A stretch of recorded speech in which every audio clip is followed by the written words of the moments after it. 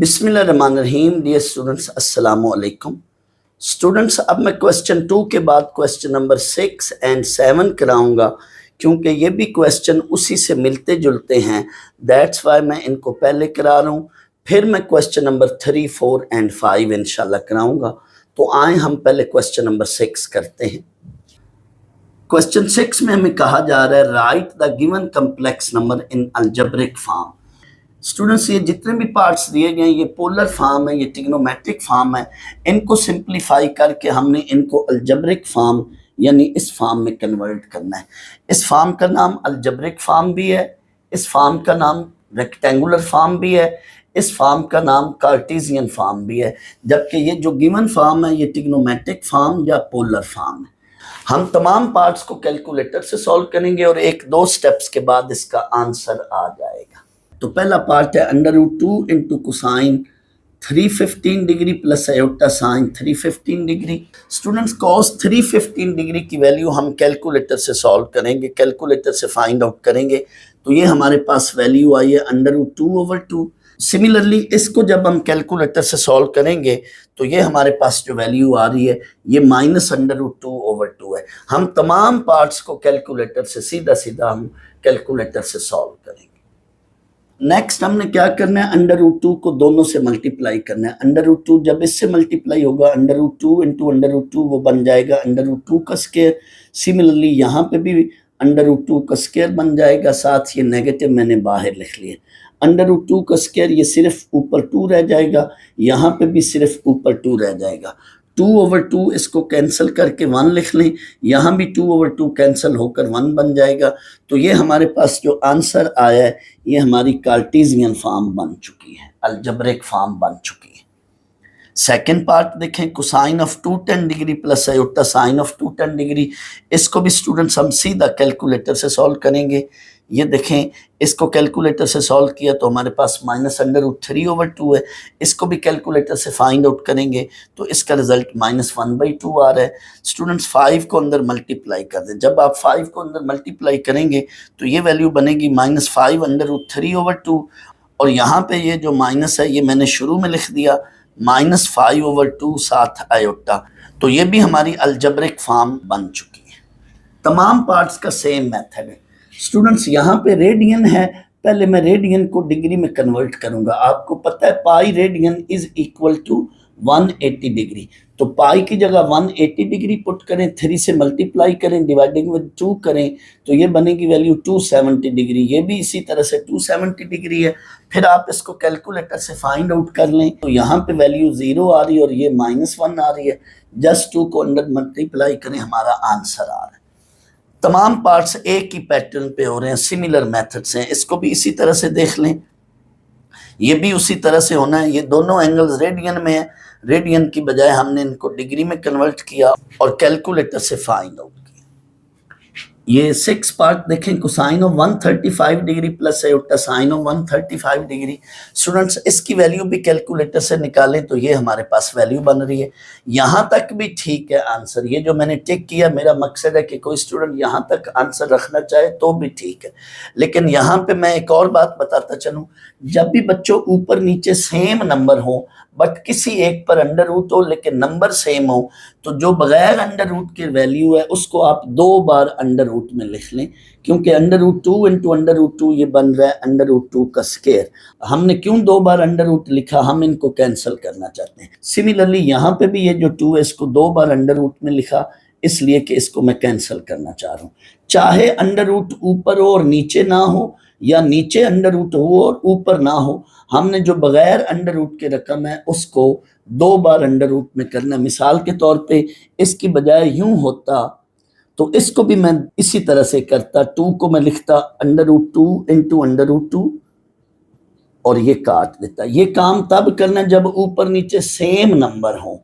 अगर ऊपर नीचे सेम नंबर ना हो तो फिर ये काम ना करें। मिसाल के तौर पे √3/2 है, तो अब ये जो नीचे वाला 2 है इसको 2 बार √2 लिखने का कोई फायदा नहीं है, इससे कैंसिलेशन नहीं होनी। ये काम तब करना है जब ऊपर नीचे सेम नंबर हो, चाहे √2 नीचे हो चाहे √2 ऊपर हो।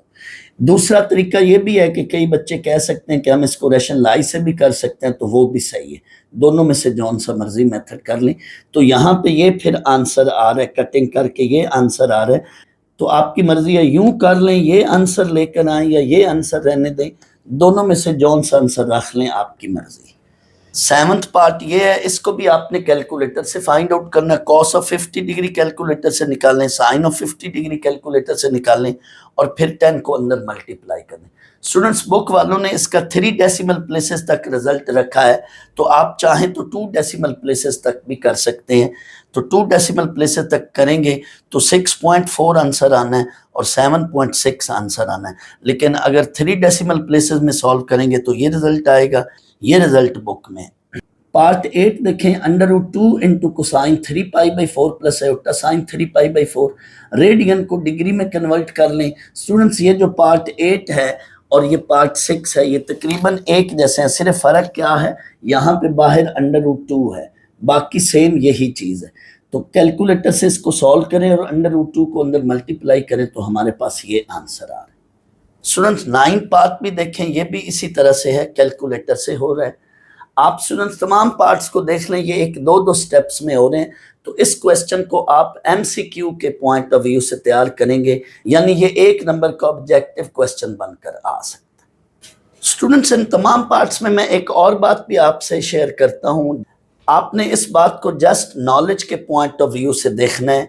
आपके नॉलेज में होना चाहिए कि इनफैक्ट इधर है क्या बात। वो बात ये है कि कुछ पार्ट्स में जो एंगल्स दिए गए हैं, जैसे ये या ये पार्ट है, ये सिंपल आर्गुमेंट ऑफ जेड है। आर्गुमेंट ऑफ जेड वो वैल्यू होती है, आर्गुमेंट ऑफ जेड वो वैल्यू होती है जो इस कंडीशन से हटकर होती है, इस कंडीशन से हटकर होती है। लेकिन कुछ एंगल ऐसे हैं जो इस कंडीशन के अंदर हैं, उन एंगल्स को हम प्रिंसिपल आर्गुमेंट ऑफ जेड कहेंगे और उसको हम इससे डिनोट करते हैं। वहां पे हम प्रिंसिपल आर्गुमेंट ऑफ जेड में हम कैपिटल ए का लेटर यूज करेंगे, और सिंपल जो आर्गुमेंट ऑफ जेड होता है, जस्ट आर्गुमेंट ऑफ जेड, उसमें हम आर्गुमेंट का पहला लेटर जो है वो स्मॉल लेटर यूज करते हैं। तो ये बात जस्ट आपने नॉलेज के पॉइंट ऑफ व्यू से याद रखनी है। वो एंगल जो इस कंडीशन के अंदर हो उसको हम प्रिंसिपल आर्गुमेंट ऑफ जेड कहेंगे या एम्पलीट्यूड ऑफ जेड कहेंगे। उसके लिए हम आर्गुमेंट में कैपिटल लेटर ए यूज करेंगे। लेकिन जो जस्ट आर्गुमेंट ऑफ जेड है उसके लिए हम आर्गुमेंट का पहला लेटर स्मॉल ए से लिखेंगे, और वो एंगल इस कंडीशन से हटकर होगा, जैसे ये 2 एंगल इस कंडीशन से हटकर हैं। तो ये इसमें ये बात थी, ये आपने जस्ट नॉलेज के पॉइंट ऑफ व्यू से इस बात को जहन में रखना है। पार्ट 10 है 7√2 into cos 5π/4 plus iota sine 5π/4।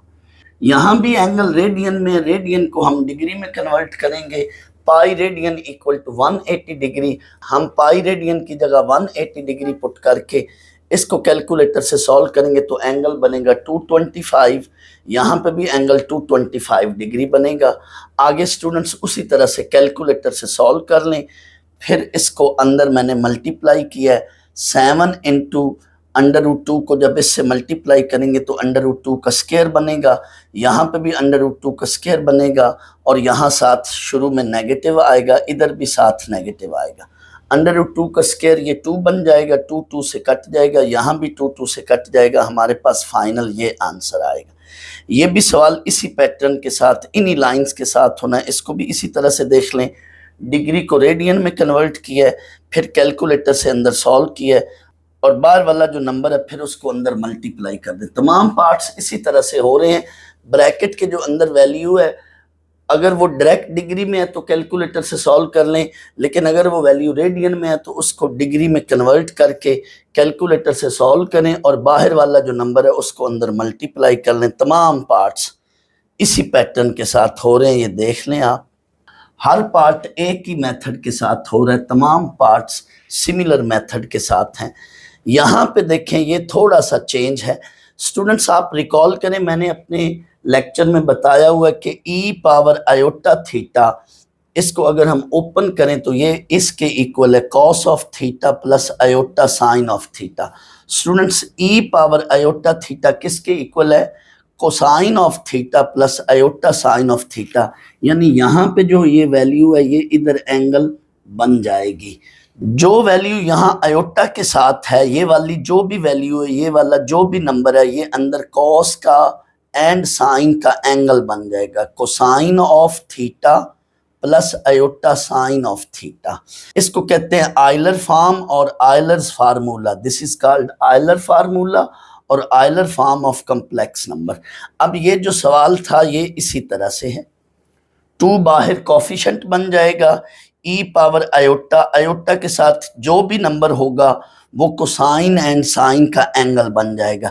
In fact यहाँ पे ये थीटा है, तो ये थीटा क्या हो जाएगा? Cosine of theta plus iota sine of theta, ये एंगल बन जाएगा कोसाइन का और साइन का।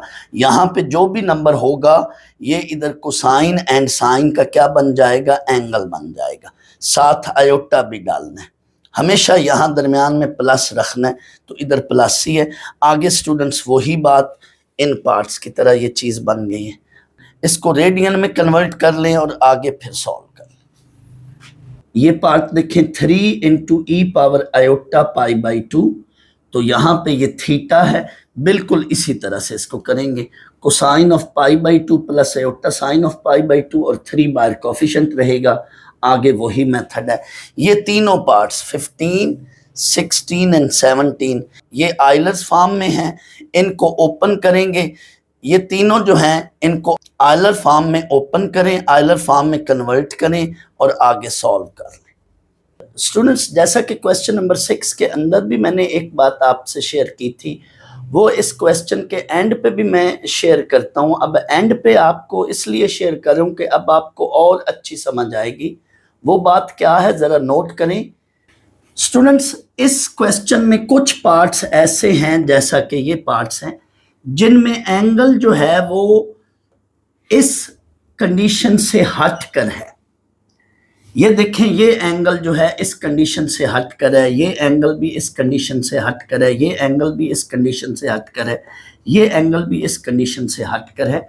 स्टूडेंट्स, ये पोलर फॉर्म है, ट्रिग्नोमेट्रिक फॉर्म है। हमने इन तमाम पार्ट्स की अलजेब्रिक फॉर्म बनानी है, जो कि ये है।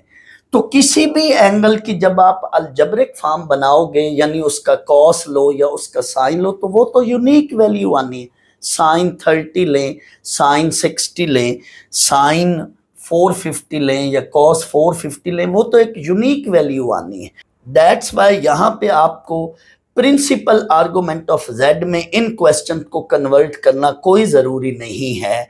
लेकिन अगर आप क्वेश्चन 1 में आए, जहां आपको अलजेब्रिक फॉर्म दी जाती है और आपको बोला जाता है कि आप इसकी पोलर फॉर्म बनाएं, तो वहां पे आपने जो एम्पलीट्यूड ऑफ जेड या आर्गुमेंट ऑफ जेड बताना या निकालना होता है, वो ऐसा आर्गुमेंट ऑफ जेड या वो ऐसा एंगल थीटा बताना है जो इस रेस्ट्रिक्शन के अंदर आए। वो क्यों?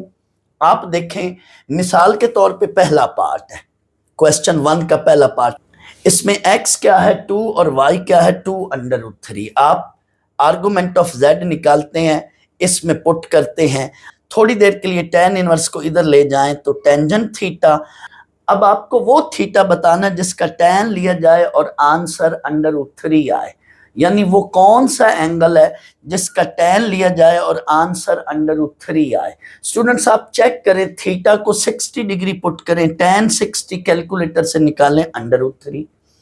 आप चेक कर लें, थीटा को 240 डिग्री दें, tan 240 इसको कैलकुलेटर से सॉल्व करें √3। इसी तरह इस एंगल का भी आंसर √3 है। इट मीन इनमें से मैं कौन सा थीटा यहाँ पे पुट करूं? थीटा तो यूनिक नहीं है, हर बंदे का अपना अपना आंसर आएगा। तो इस सिचुएशन से बचने के लिए मैथमेटिशियन ने थीटा को यूनिक किया। वो थीटा जो इस कंडीशन के अंदर आएगा वो थीटा आर्गुमेंट ऑफ जेड कहलाएगा, और वो थीटा ये है जो इस कंडीशन के अंदर आ रहा है। सो जब भी हमने खुद थीटा निकालना हो, क्वेश्चन के अंदर पर्टिकुलर एक्स वाई हमें मालूम हो और थीटा हमने खुद निकालना हो, तो उसके लिए हमने थीटा को इसके अंदर रखना है। लेकिन जब वो खुद पोलर फॉर्म दे दे जैसे ये हैं, तो हमने इसको उसी फॉर्म में रहते हुए आगे कैलकुलेटर से सॉल्व कर लेना है। हाँ, अगर इसी क्वेश्चन के अंदर वो यहाँ पे ये बात पर्टिकुलरली कह दे कि गिवन पोलर फॉर्म के अंदर जो थीटा है उसको एम्पलीट्यूड ऑफ जेड या प्रिंसिपल आर्गुमेंट ऑफ जेड में कन्वर्ट करके फिर उस पोलर फॉर्म को सॉल्व करें, तो फिर वहां पे क्या करना पड़ता, वहां पे स्टूडेंट्स एक टॉपिक है अलाइड एंगल प्रॉपर्टी। वहां पे हमें allied angle property and coterminal angles बनाकर फिर वहां हम उसको सॉल्व करते। वो टॉपिक आगे ट्रिग्नोमेट्री में है। इंशाल्लाह जब मैं ट्रिग्नोमेट्री के लेक्चर्स आपको पढ़ाऊंगा तो वापस आकर इस क्वेश्चन पर मैं फिर इस क्वेश्चन की डिस्कशन को ऊपर स्टेटमेंट को चेंज करूंगा और फिर चेंज करके इन एंगल्स को प्रिंसिपल आर्गुमेंट ऑफ जेड में कन्वर्ट करके फिर इस पोलर फॉर्म को या इस ट्रिग्नोमेट्रिक फॉर्म को सॉल्व करेंगे। बट आंसर तब भी वही आना है, लेकिन जब मेंशन नहीं है, जस्ट इतना लिखा हो कि convert the following complex number in algebraic form, तो जो क्वेश्चन में एंगल है आप उसको सीधा सीधा कैलकुलेटर से सॉल्व कर लें। ये एंगल जो है स्टूडेंट्स, ये angle simple argument of Z कह सकते हैं, प्रिंसिपल आर्गुमेंट ऑफ जेड नहीं है। तो इन एंगल्स को जिस फॉर्म में भी ये दिए हुए हैं इधर ही आप कैलकुलेटर से सॉल्व कर लें तो हमारे पास यूनिक अलजेब्रिक फॉर्म आएगी। लेकिन जब हमने खुद एंगल थीटा निकालना हो तो प्रिंसिपल आर्गुमेंट ऑफ जेड में ही जाकर निकालते हैं, यानी इस कंडीशन के तहत ही निकालते हैं। और वो कैसे निकालते हैं वो मैंने पूरी डिटेल आपको दी हुई है। तो इस बात को स्टूडेंट जस्ट आपने नॉलेज के पॉइंट ऑफ व्यू से अपने जहन में रखना है और क्वेश्चन के अंदर जो सिचुएशन या कंडीशन है उसको ऑब्जर्व करते हुए उसके लिहाज से फिर चलना है।